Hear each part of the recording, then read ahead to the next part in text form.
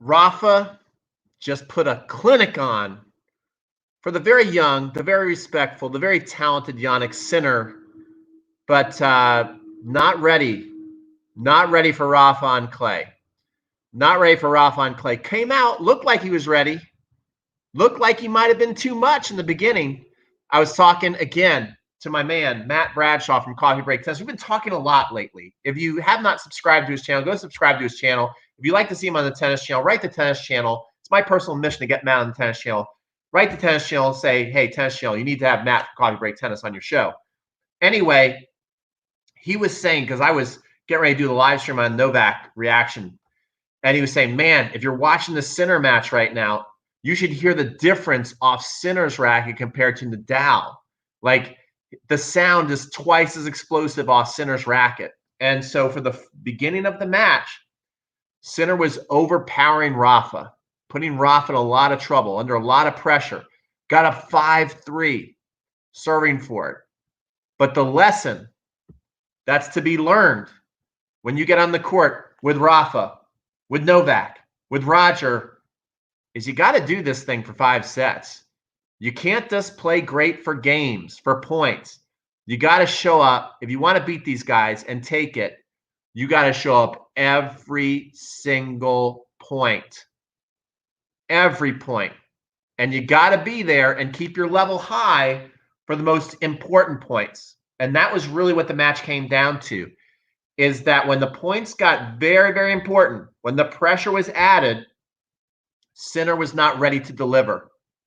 He was not ready to deliver with more power. And what was interesting is Rafa, from the first set to the second set and the rest of the match, actually added 5 miles an hour to his forehand and his backhand. Did you guys see that stat?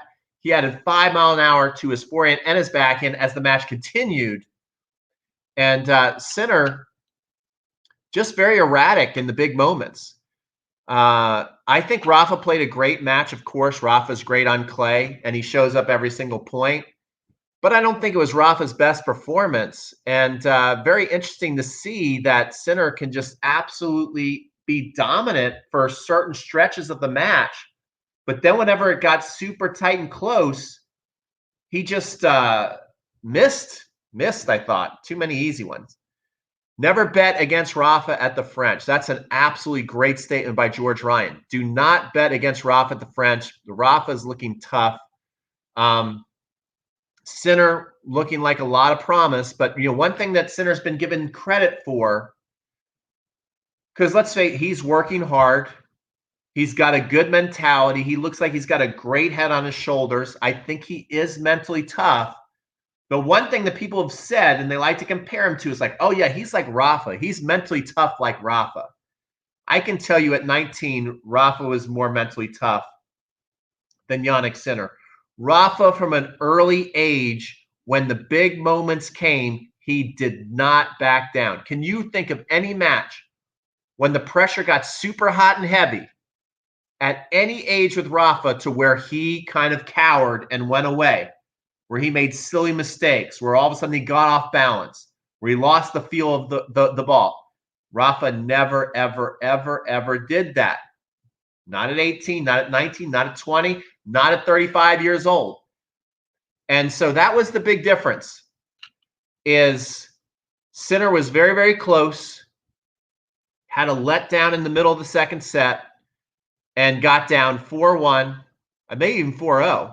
Then he came back, made it 4-3.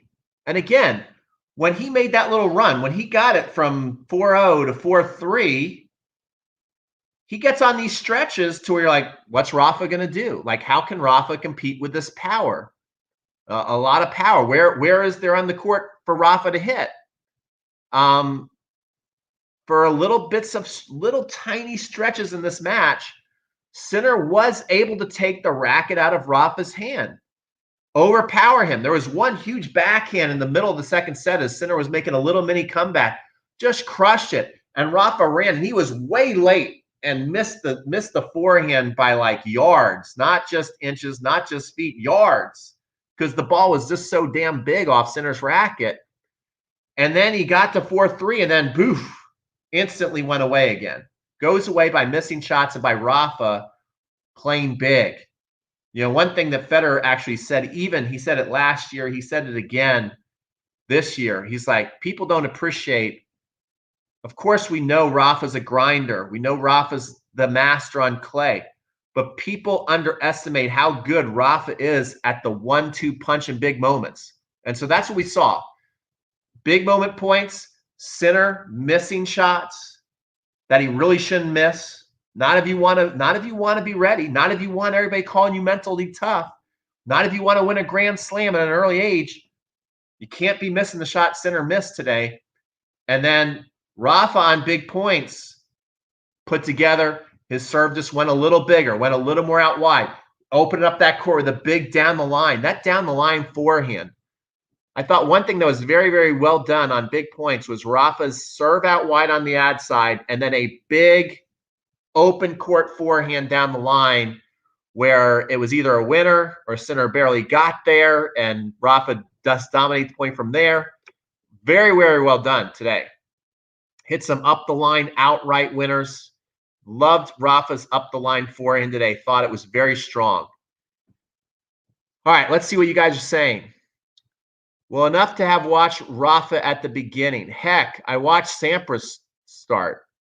Watch the Sampras start. I don't understand the Sampras start.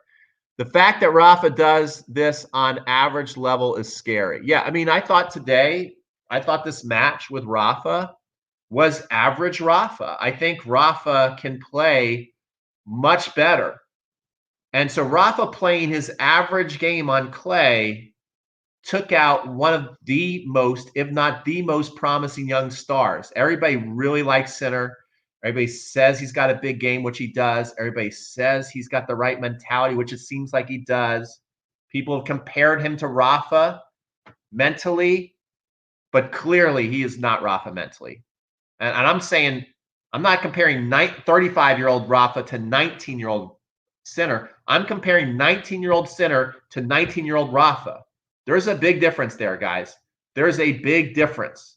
Rafa at 19 was already number 2 in the world, already winning the French Open, and played big points like the legend that he is now. Always played the big points well. Sinner is not playing the big points well, guys. Not against Rafa. Not today. Maybe too much respect. Maybe there's too much respect. He got to practice with Rafa for 2 weeks before the Australian Open. And maybe there's just too much respect. He's got a lot of respect for the game, which I really like this guy. I really love Sinner. But maybe, you know, he's not ready to stand toe-to-toe with Rafa because he's got too much respect for him. I don't know. But he was not ready today. That was clear. And Rafa served 7 or 8 double faults. He served under 60% first serves. And he still won 7-5, 6-3, 6-0. Wow. That's beatdown city, guys. That's beatdown city on the Pro Tour.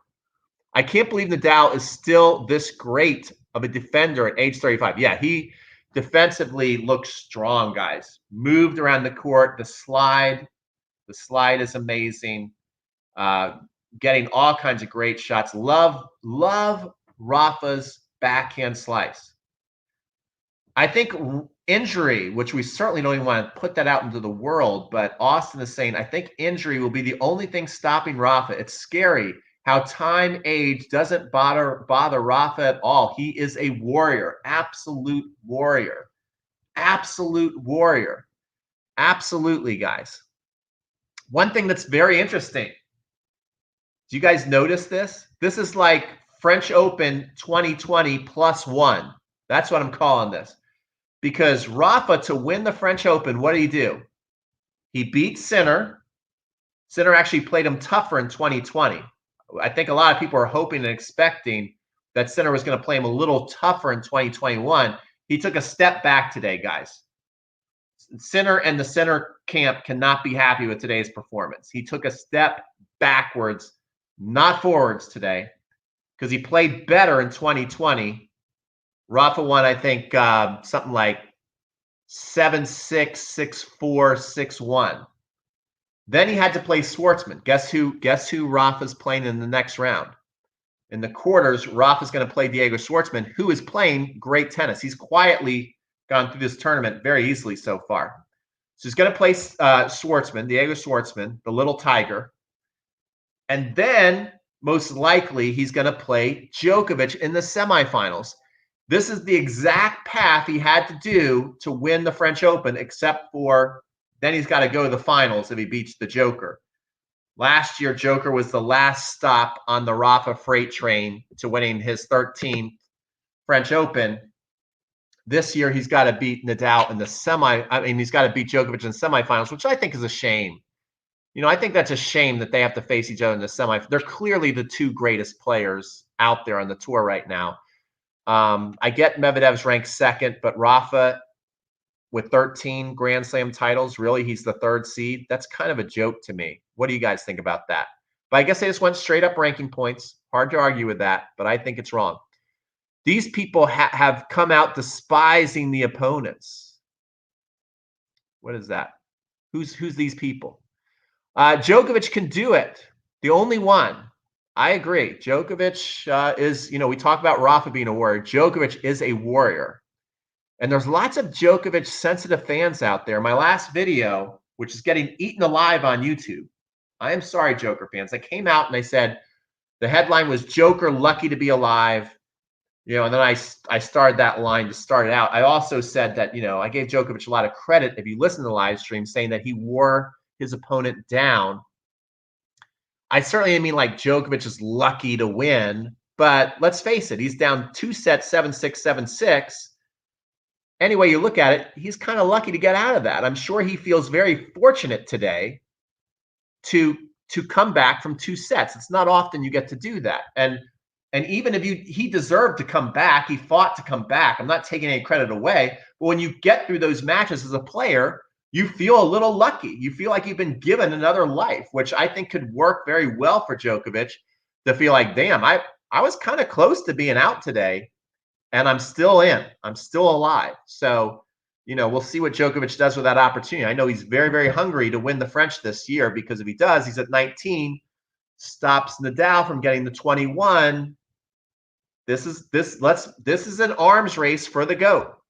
Let's not sugarcoat it. This is all about an arms race for who's going to be the GOAT when this is all said and done, because it's going to be a long, long, long time that we're going to see 3 players at one time win 20 Grand Slams. Heck, even it'd be sick if 3 players at one time won 10. So this record, I know they say records are meant to be broken, but this record, wherever they end up with, whether it's 21, 22, 24, 25 Grand Slams, it's going to be a long time. It's going to be a long time before someone beats it, if ever. Okay, let's see here. In every pressure moment, Sinner's level drop. That's exactly right. The young whippersnapper has a lot of old wisdom comments. That's exactly what I saw, guys.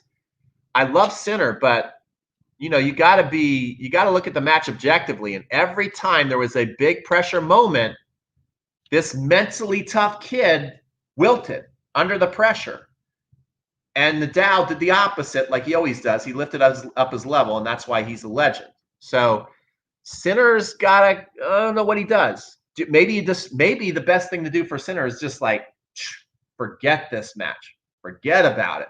Don't even think about it again. I don't know what you do with this match. I don't know what the positive that Sinner can look at. I guess you can look at, hey, when I'm not nervous, I can outpower anybody and dominate. I mean, it's weird. The scoreline was 7-5, 6-3, 6-0. But there were moments where Sinner was dominant today. Right? I mean, did anybody else see that? There were some moments where Sinner was dominant against Rafa today, but as soon as it was time to put up or shut up, he shut up. He didn't do it. He didn't deliver. And Rafa, when the back's against the wall, Rafa ain't backing down. Okay, he's not backing down. Everybody knows that. That's why it's so hard to win those big points. That's why it's so hard to win those big points. That's why it's so hard to take 3 sets off these guys. Musetti was close today. Couldn't do it. Couldn't do it. Federer was close to going out the other day. Couldn't take him off the court. These guys just know how to win. right, let's see what else you guys are saying. Medvedev is looking scary. What changed in his game this clay court season or at the French that wasn't present earlier in the season? I think this is mind. I think he somehow had a talk heart to heart with himself, saying, look, you're not going to be a baby anymore. You're going to play the French Open. You're going to give it your best effort. And he's been talking a lot more positively. He's been saying, hey, it's clay, but it's kind of playing like a hard court. I can deal with this. Now, of course, he hasn't really been challenged with the talent that, he hasn't had to face a sinner. So let's see what Medvedev's going to do against Tsitsipas. That's going to be a big match. That's going to be a big, big match. We definitely have got to review that because that's going to be a big grudge match. Those two don't like each other. Those guys do not like each other. I believe it was Tsitsipas who called Medvedev a BS Russian. Not a good look. Not a good look, Tsitsipas. I love you, Tsitsipas. I think you've grown up a lot since then. That was not a good moment for you. And Medvedev will never forget that, nor should he. The only way Nadal is losing is if a player exhausting five set against Novak in the semis and is drained against a Zverev or Tsitsipas or Medvedev. Yeah, I mean, that could happen. Remember, Nadal and Djokovic bring out the best against each other, so much so that the Australian Open, they both had to get each other chairs and sit down for the trophy presentation. And these guys are both, I mean, if there's two people who are, you can't really pick who's more mentally tough, Djokovic or Nadal, it's really, really close. It's really close. And they're both going to be hungry. They're both going to be determined. They're both warriors. They have, I mean, they're going to go at it. No one's going to let up. And I don't care if one's down 2 sets, no one's given up in that match. I bet you one thing, no one's given up in that match. So whoever wins that match is going to earn it. And will they be too tired for the finals? I doubt it. That's wishful thinking. That's wishful thinking if you happen to be rooting for Tsitsipas, Medvedev, Zverev.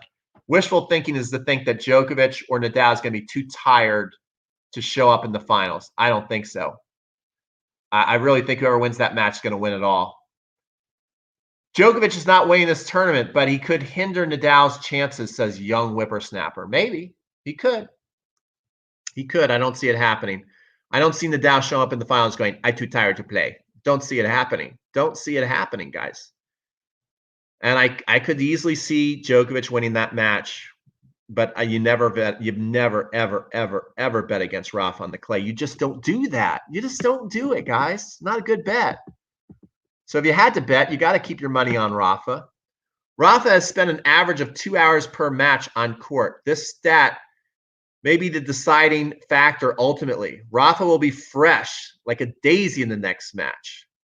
And I think he's going to take part. I think, who's got a harder matchup? Djokovic, who's going to play Berrettini. You can't take that match for granted.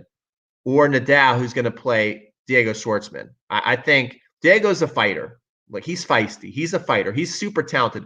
Maybe the most talented, best player pound for pound out there. Think about how this guy's able to hang with a Nadal, with a Djokovic, with pretty much every player on the tour. At one point or another, Diego Schwartzman has been tough. He's just a little dude. So pound for pound, he might be the best player out there, but he's just not going to take out Rafa on the clay. He's just not. Maybe if he plays out of his mind, he might get a set, but I doubt that too.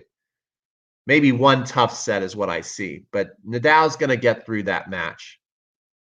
And Djokovic has a tough match against Berrettini, but you think a warrior like Djokovic is going to go out to Berrettini? I don't think so. I don't think so. So Miranda says Nadal is beating Djokovic. Schwartzman is the worst version of Nadal. No chance. He is like a little mini Nadal. He's very tenacious. He's very tough. He's feisty. He fights. He's got the heavy topspin. That's a fair comparison, I guess. But I don't see it. I don't see it. These next-gen guys are too weak. Rafa will still be winning the French when he's 65 years old. I obviously know my tennis. Hey, I obviously know my tennis. I've looked for your YouTube channel. I can't find it. So maybe put your link in there. I looked for it. I couldn't find it. So I obviously know my tennis handle, YouTube handle, said something that Almagro said a long time ago. Almagro was playing Nadal ages ago, getting his booty handed to him, and he yelled out into the crowd. He's like, Nadal's still gonna be winning this tournament when he's, I don't know, he might have said 65 or 80 years old or whatever. So yeah, absolutely. Okay. This is mom calling. I've got to answer. I take care of my mom, got to answer the call, and we'll just tell her on a live stream. Mom, we're on a live stream, so I'll have to call you back, okay? All right, bye. Okay, that's taken care of. You got to take care of mom. Got to take care of mom. All right, have you ever seen Nadal, Djokovic, Federer live? I have seen Nadal. Yes, I have. I've seen him at the Sony Ericsson. I've seen him at Cincinnati. I've seen Djokovic at Miami. I've seen him at Cincinnati. I've seen Federer at Cincinnati and Miami and Indian Wells. Yeah, I've been to Indian Wells too. Yeah. Thank you, Miranda. I'm a good son. So yes, I've seen all three of them play. And they're all unique in their own right. And yeah, you wish they could all be labeled the GOAT forever. They, in some ways, they are all three the GOAT in their own right. But at the end of the day, really, who ends up with the most Grand Slams or the most Grand Slam titles, they're going to be the GOAT. They're going to be the GOAT, whether you like it or not. So this tournament's big. Is Nadal not showing fragility as he's been broken twice? No, he's not showing fragility. First of all, Sinner is tough. And Sinner, I don't think he showed any fragility. It just showed that, you're going to have to really, you can win points. You can get the highlight reel, but you're going to have to win 3 sets against me. And that's not, it's almost impossible to do. Throughout Nadal, every year Nadal's won the tournament, there's been little runs people go on where they get the better of Nadal. But the whole point of beating Nadal on clay is you got to do 3 sets, guys. You got to win 3 sets, not just go on a little hot streak.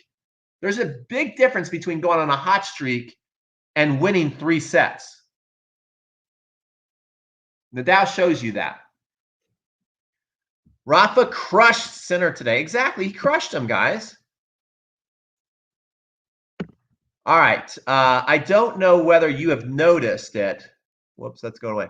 Noticed it, but Rafa seems to be very, very nervous in the initial stages of every match, especially against difficult opponent. Maybe he's showing a little bit of nerves, but overall, Nadal's been cruising, and up until today, Djokovic has been cruising. That's why it was a surprise to see Djokovic lose those first 2 sets to Musetti, but all credit to Musetti. Musetti played amazing. I mean, if he can bring that level of tennis consistently and keep that level, not get injured or not get tired, he's got a very, very bright future. But it's like, can you do it? That's the big question. That's the big ask that no one's been able to answer for the last 20 years. Can you do it match after match, tournament after tournament, year after year? Can you do it? Only 3 players have been able to do it for 20 years now. And we know who those 3 players are. Let's see here. Whom among the 3 hit the ball the loudest? And well, Nadal's sound on the practice court is ridiculous. Nadal hits cannons on the practice court. Nadal's shot on the practice court is the loudest. Might be controversial, but I think Federer will be remembered the most, even if his records are broken. Well, I think Federer is the Michael Jordan of tennis in that he's must-see TV. He's the hottest ticket in tennis for the last 20 years. Djokovic might end up being the GOAT as far as the numbers. And therefore, I think he is actually the GOAT. But, I mean, when you talk about selling some tickets, putting the butts in the stands, in 100 years, are people going to be typing in Djokovic highlights? Are they going to be typing in, if YouTube still exists, or are they going to be typing in Federer highlights? Federer highlights. Federer will always be, in my mind, the most searched tennis player in this error. When they want to see highlights, they're going to look to see what Federer was doing with the ball, because he's done things with the tennis ball no one's ever going to repeat again. I don't think. Maybe. I don't think so. Nadal's forehand is so strong, says Pat. I've seen all three and think Nadal, but to be fair, I never saw peak Djokovic. Pete, the next gen is embarrassing. People need to stop hyping them. Sinner disappointed. Well, I'm going to have to agree there. The next generation has been disappointing. They've been disappointing. And, you know, we're waiting for them to step up. Tsitsipas has shown real signs of life. I mean, I really hope that Tsitsipas can break through and win one soon. It's hard because I had that feeling like I don't want to see Nadal lose. I don't want to see Djokovic lose. If I had to pick one, I want to see Nadal go all the way.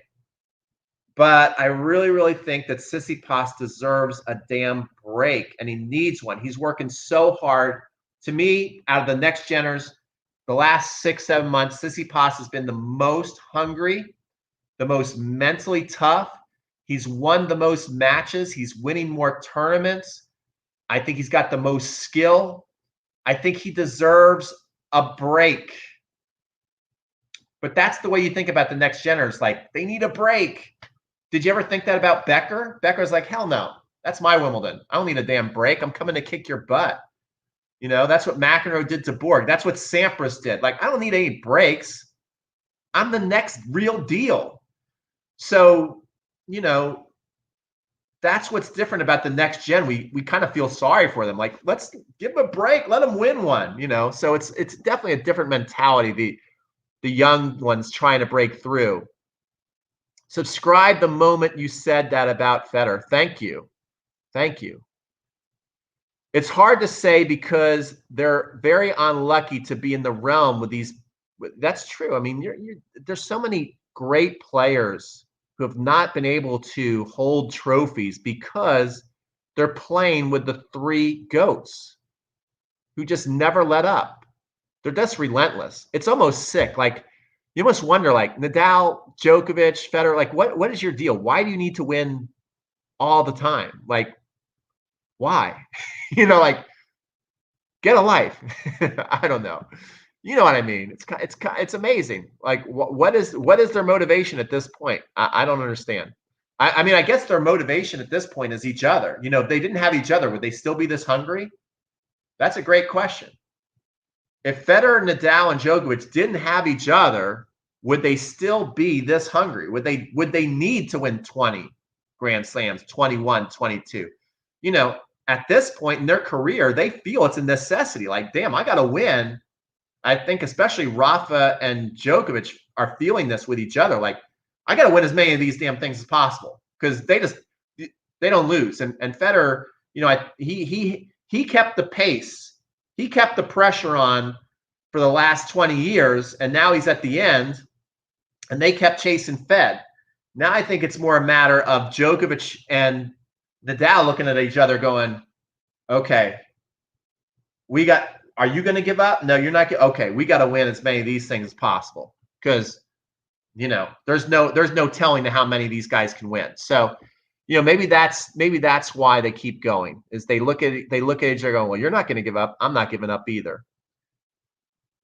Do you think Federer will be the most beloved tennis player ever? Absolutely. That's not even a question. Of course, Federer is, you know, the most loved tennis player. The next gen needs to work harder. It's not about, I don't know. You know, that's an easy out. Oh, the next gen doesn't work hard enough. Do you think Tsitsipas is not working hard enough? That dude is working hard. Do you think Jannik Sinner's not working hard enough? I disagree. I don't know about Medvedev, but I can tell you, without a doubt, Sinner is working his ass off. Without a doubt, Tsitsipas is working his booty off. Oh my gosh, now it's girlfriend. Girlfriend's calling. Hey, Vaughn. I'm on a live stream right now. Yes. She said she's sorry. She said bye. Okay. All right. What can I say? The ladies love me. All right. Musetti and Sinners flying back home economy class. Ooh, that's a burn. Burn. Nadal would 100% be playing even if Federer or Djokovic didn't exist, acting like every point was his last point. You might be right. You might be right. I know a couple years ago, Djokovic thought about quitting. His wife told the story. There's a YouTube video. Djokovic was thinking about hanging the rackets up after one of his injuries, and he came back and was having a rough go of it. I believe 5-7 years we will see Sinner at the top. 5 to 7 years, a long time, guys. That's a long time. It's too soon. You can't compare. Come on. Medvedev will most likely be world number 1 in a year or less. I disagree. I disagree with that. Medvedev's got a lot of questions. What's weird about Medvedev is Medvedev goes from being a mental marshmallow to almost as tough as a Djokovic or a Nadal, right? Medvedev reminds me of especially Djokovic at times, where he goes into lockdown mode, where you're just looking at Medvedev play. Sometimes you're like, how do you win a point against that guy? He's freaking awesome. But then he'll go off and he'll play these tournaments and he'll tank matches and games away. He gets extremely cranky and just doesn't even try. You know, that's never been part of Djokovic's DNA or Nadal or Federer's. So for you to say that Medvedev is going to be number 1, remember, he's got to do this week in, week out. He can't go do this like weird stuff. But then when he shows up, he really shows up, and he's doing it right now at the French Open. So you got to give him some credit. Who do you think is mentally strongest out of the 3? I don't know. I mean, here's one thing. Federer is very, very mentally tough, as he just showed us a couple days ago. One of the most mentally tough tennis players in the history of tennis. Maybe he's number 3 on the list. I don't know. Maybe Borg is. I don't know. But I think when it comes to this pure mental toughness, playing the big points well, it is such a toss-up between Djokovic and Nadal. Now, when it comes to clay, it's Nadal all day. But don't forget how good Djokovic is at the Australian Open and at the US Open and at Wimbledon. He's done better there than Nadal. Nadal does very well at the US Open, though. So I think it's a toss-up mentally. Who's just the toughest player out there? It's Nadal or Djokovic, and that's what we're about to have that answered in a couple of days here, most likely. I can't say if Nadal wins, you just go, oh well, he clearly is now. But Nadal gets through Djokovic, at least for the time being. Most likely, he's going to win the French Open, and when Nadal wins the French Open this year, guess what? Give him the GOAT. Give him the GOAT. Put the trophy. Put the king on his head. Give him the crown. He will be the GOAT. He will be the GOAT on Sunday if he wins. For a while. Maybe forever. Who knows? Djokovic is the strongest mentally when he's on. But against lower opposition, he tends to go on walkabout. Absolutely. I agree. Agree. Mentally, Djokovic has shown true grit. Still annoyed the big 3 put on the same side of the draw. The next gens in the bottom half will actually, I agree. I don't understand. I see what the French Open did. What they did is they said, we're going straight by the rankings, but don't you make an exception for someone who's won your frickin' tournament 13 times? How does he not get the number 2 seed? If not the number 1 seed? How? How is Nadal not seeded 1 or 2 in this tournament? I understand you're going by the rankings, but come on. This dude has won it 13 times. Wimbledon, they don't mess around. They're like, look, we go off past performances on the grass. We move the ranking around a little bit. We move the seeds around a little bit. And I kind of think that's a good move. Use some common sense, people. Common sense. Nadal's the GOAT on clay by a long shot. Today they were showing the all-time GOATs on clay, it's Nadal at 13, Borg at 6. Borg was sick on clay. Sick. He won 6. Then it was Wilander at 3. I think Vilas at 3. Other people had won it 3 times. So, I mean, I think Nadal's achievement on clay could be the greatest single achievement in all of sports ever. Especially he's won all these warm-up tournaments too, 9, 12, 13 times. Okay, not this year. They will. Okay, so Wimbledon's following the rankings. I think this is a mistake. I think it's a mistake. Nadal should be the #1 seed at Roland Garros. Borg retired way early. Yeah, he did. I mean, Borg had 11. One thing that we look at, this is something that really does kind of, we go, man, these players today are so dominant, 20 Grand Slams. Well, they always played the Australian Open. McEnroe, Borg, a lot of the greats, Lendl for a while, they did not play the Australian Open. They didn't play the Australian Open. For whatever reason, it was a Grand Slam, but they didn't view it as a Grand Slam. Like, we're not going over to Australia. We're too big for that. I don't know why. It just is what it is. I think maybe part of it is if you ever watched them play on that grass in the old days, watch Jimmy Connors play John Newcomb on grass, and during the whole match they're just doing this because there's a bunch of flies. So maybe the conditions sucked so much back then that they're like, we're not going to Australia. That you can say it's a Grand Slam, we don't consider it one. So think about, maybe what McEnroe, maybe you could double his, maybe he would have had 14. Who knows? So yeah, that's a good point. A lot of those people, Borg was 26 when he retired. He won 11. Imagine if Borg always went to the Australian Open and kept playing till he was 34 or 35. Never had a little mental breakdown. But as Charles Barkley says, if and buts were beers and nuts, we'd all have a great party. You have to look at what is, not what could have been. All right, that's what Federer said. Rafa's achievement on clay is the best record. I agree. It could be the best record in all of sports.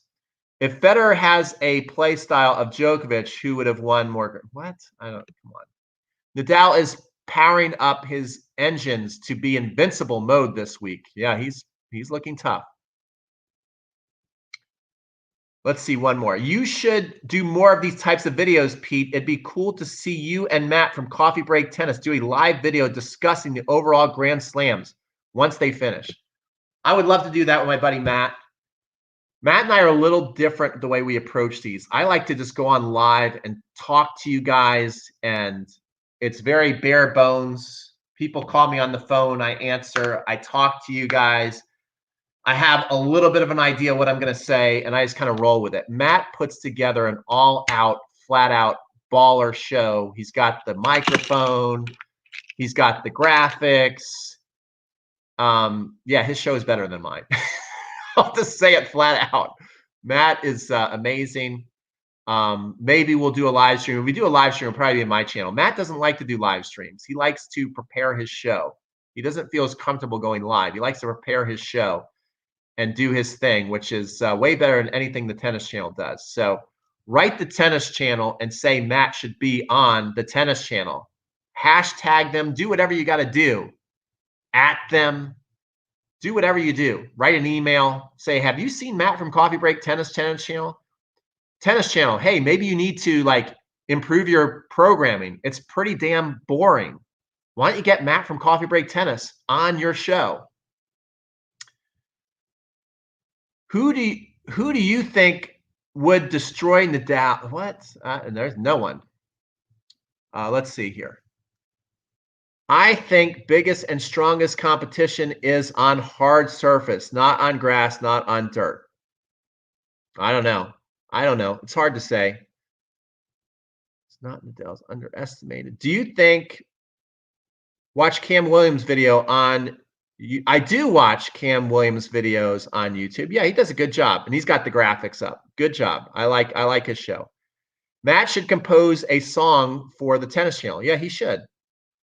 Nadal being not naturally gifted player, that's see, to me, look, not naturally gifted. Nadal is naturally gifted. That's it's people just love a certain style. Like Musetti, he looks gifted. You know, he looks talented because why? Because he's got the pretty one-hander, he's got beautiful slice. For whatever reason, that just has more flair than I guess people with two hands. But Federer has the flair. It's obvious. He's got the flair. So you can say Nadal's not as gifted. But that topspin that he generates is a gift. It's a freak show. Federer can't make the ball spin that much. Federer can't spin it like Nadal can if he tried. He couldn't hit that heavy spin. So there's things that Nadal is gifted with that Federer doesn't have those same gifts. There's things that Federer's gifted with that Nadal can't do. But I would say to just, that's when you really look at like Lendl McEnroe, people would say, well, McEnroe even said, I have more talent in my little pinky than Lendl has in his whole body. Why? Because McEnroe had all that finesse and touch. People did tend to just, equate touch with talent. But no matter how hard Mac tried, he couldn't hit a forehand near as hard as Lendl. Is that not a gift? Is that not a skill to be able to just bludgeon the ball? That's a talent. So, I mean, there's some people, no matter how hard they try, they can't hit the ball hard. They just can't. So, yeah, I think Nadal's a lot more gifted than we give him credit for. Thiem is the one that could beat Nadal, but he's blown off. Yeah.